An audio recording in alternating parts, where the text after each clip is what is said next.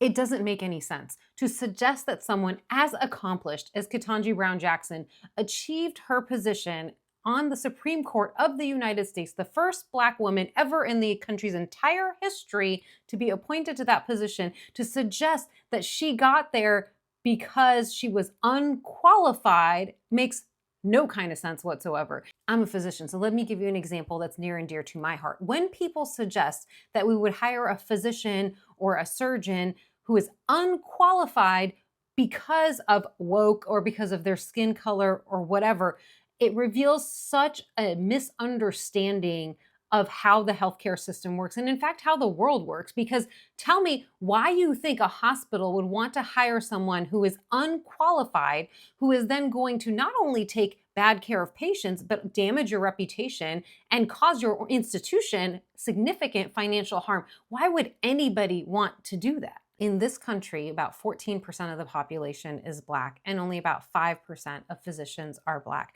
That suggests we continue to have a severe and significant underrepresentation of Black people in medicine, not anywhere close to an overrepresentation, which is what some folks would have you believe. When you think about the long-standing history of systemic, structural, and as individual level racism in this country, it's no longer surprising that certain groups are underrepresented in professions like medicine.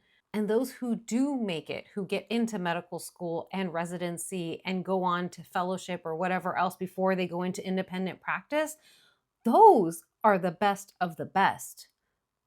That is always going to be the case. At the end of the day, hospitals are businesses, plain and simple. We live in a capitalist society.